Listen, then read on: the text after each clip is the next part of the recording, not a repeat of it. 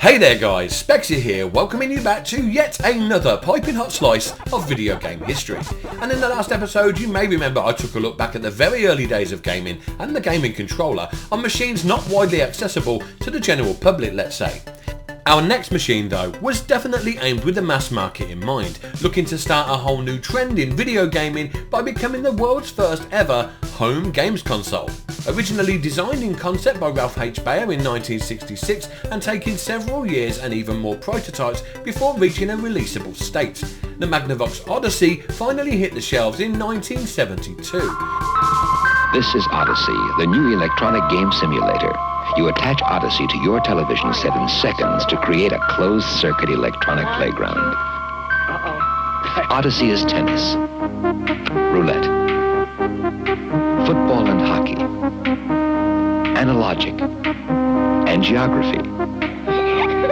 Odyssey comes complete with 12 electronic games and educational experiences. Many more are optionally available, like a shooting gallery, a prehistoric safari. Odyssey is an electronic teacher. Odyssey is a total play and learning experience for all ages. Odyssey. It's new from Magnavox. Whoa, wait a minute, what was all that creepy music about? And what the hell was Wednesday doing in the advert? Now tell me that is not the look of a psychopath. So the Magnavox Odyssey was an all-in-one home entertainment console, comprising of this rather sleek-looking white and brown base unit with interchangeable game boards that could be purchased separately. It also came with a host of other bits and pieces including dice, poker chips, cards and even screen overlays, although unlike the cathode ray tube amusement device that I mentioned in the last episode, the Magnavox did not rely on these to be playable, as many of its games did not require them at all. But of course we want to know about the controllers. Well, it came with a pair of wired dial controls. What? Still dials?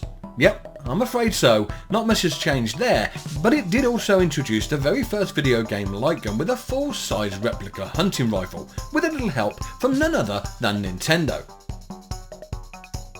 The initial reception of the console was surprisingly lukewarm. Maybe the public didn't quite get the whole video game buzz, or maybe Magnavox just confused potential buyers by selling the unit alongside their own range of televisions, possibly misleading them to believe you needed to buy both at the same time, when in fact any brand of TV would have done, something that they were keen to point out in later adverts.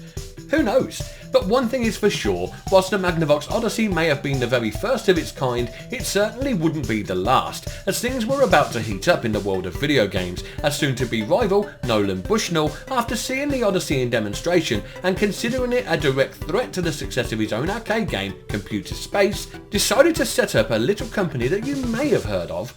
Syzygy! No? Okay, well let's try Atari then. Taking inspiration directly from one of the Odyssey's games, table tennis, Nolan worked alongside co-founder Alan Alcorn to code a ping-pong style game of their very own, and it wasn't long before they ended up with Pong, releasing to the arcades in that very same year. This turned out to be both a huge success for Atari and Magnavox alike, as the popularity of Pong in the arcades boosted the slowing sales of the Odyssey due to its very own similar table tennis game. Oh, what a cheek!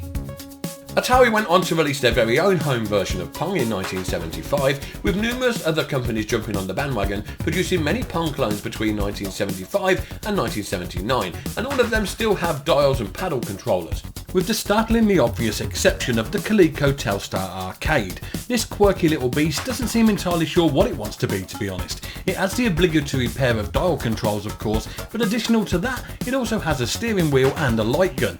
Add to this the odd choice of using triangular game cartridges, and it all adds up to being one of my favourite of all consoles of this era. I would seriously love to get my hands on one of these things. This is one of the program cartridges you snap into new Telstar Arcade, the three-way microprocessor console. Start with this roaring road race. Gun the throttle. Faster. A crash. Score. Next turn to tennis for more video action. A new challenge. Quick draw with electronic pistol for target shooting. Got him. All games in full color. Other cartridges available with different programs. So hitch your TV to a Telstar. Telstar Arcade by Coleco. But still no sticks. When are we getting to the blasted sticks for Christ's sake? Well, 1 year later it seems, in 1976, with the Fairchild Channel F, made by Fairchild Camera and Instrument, this stylish little wood veneer clad number had joysticks. And although the joystick was not a new form of control per se, in fact it had been used in one form or another since the early 1900s in the aviation industry, among other things, but during the late 1960s the concept was worked upon and adapted as an analog input device for early computers by the same Ralph H. Baer of Odyssey fame, and his version did look a lot more familiar in form to what we're used to seeing today. However, in the case of the Channel F, instead of holding the base below the stick, Fairchild opted for making the entire thing a stick design, with a smaller triangular shaped top stick on top of that. This not only operated as an 8-way directional input, but could also be rotated to act like a paddle device for those Pong clones. Sorry, table tennis clones.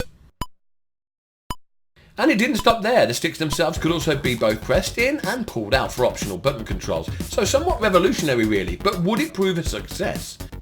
Well, the machine sold around 250,000 units, so not a total failure by any means, and with the Fairchild Channel F sporting a set of the first console joysticks, surely this machine couldn't fail. Well, not unless copycat company Atari had anything to do with it, that is. And they did, releasing the Atari 2600, also known as the VCS, Video Computer System, in 1977. And oh look, it went for that wooden veneer design, and of course came bundled with a pair of joysticks. Though admittedly probably these are the most iconic joysticks of all time, the CX-10. Just look at that beauty. Of course this machine would revolutionise the video gaming market worldwide and sit crowned king of consoles for the next few years, with huge sales figures and some pretty amazing games to boot. But aside from the classic joystick, did Atari bring any other controllers to the table? Well yes, actually, two spring to mind instantly: the paddle, pretty much a dial affair with limits to the rotation in either direction, and the driving control, very similar looking to the paddle but with continuous spin for steering, which shipped with the Indy 500 bundle. With Atari's dominance of the market and the undeniable success of their controllers, the 9-pin D-connector based controller port soon became the industry standard. The classic joystick itself also saw a few new revisions, most notably the cross-platform CX40, which could be used on all manner of home computers at that time, and the CX42, the not so well known wireless 2600 controller, the world's first wireless controller released in 1983. Who'd have thunk it? So with eager gamers firmly taking hold of their sticks in both the arcades and behind closed doors, surely there could be no turning back now. Well, Mattel obviously had other ideas with their Intellivision in 1979, giving us several instantly noticeable changes to the controller. Where's the stick, you ask? Well, there is no stick. Instead, we have this rotating gold disc which moves in 16 directions, apparently, but it's about as responsive as a dead hamster. Why a hamster? Why the hell not? Though I'm sincerely sorry for anyone having recently lost a hamster. Rest in peace, Mr. Nibbles. But I guess what I'm really trying to say here is this controller was a total bag of shit. What were you thinking, Mattel? And on top of all that, they also decided to give one-button contented gamers a whole extra numeric keypad to contend with. What in the hell? This'll never catch on. Wait, what? Yep, apparently a whole group of other companies seemingly decided at around the same time that what we all needed was a bloody numpad on our game controllers. The Emerson Arcadia, the VTech Creativision, the Atari 5200 and of course the ColecoVision, among others, all sported one, though admittedly they did all do away with that ridiculous spinning gold disc thing and replaced it with varying styles of joystick instead. But why the hell did we need that damn numpad in the first place? And in the midst of all this madness, something spectacular was waiting to happen.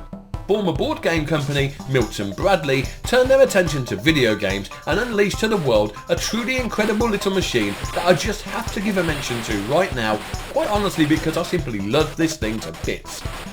Now this machine may not have revolutionised controllers in any way, but it did bring with it that real arcade feel straight to your living room, with the familiar coin-op layout of a stick to the left and the buttons on the right, and all of this was hideable with a conveniently clever storage area concealed beneath the machine's very own built-in vector monitor. That's right guys, I am of course referring to the Vectrex, and it truly is a thing of beauty. So, let's just savour this for a moment, shall we? Give up my Atari? My Intellivision? How about for this? You bet your asteroid. Introducing the revolutionary Vectrex arcade system. No TV set needed. Instead, Vectrex has a real arcade screen built in, so you get challenging real arcade graphics and sounds with every Vectrex cartridge. No wonder Vectrex was chosen 2-to-1 over Atari and Intellivision for real arcade gameplay. So compare. Discover how Vectrex brings real arcade play home. And so here seems a good place to end this episode. Join me next time as I take a look at probably the biggest leap in the world of games controllers yet. What is it? Well, you'll just have to wait and see. I hope that you enjoyed this episode, and if you did, then why not spank the hell out of that thumbs up button, and don't forget to subscribe for more retro goodness. I've been Spexxy, you've been joyful, and I look forward to looking backwards with you again in the next episode. See you soon, bye for now.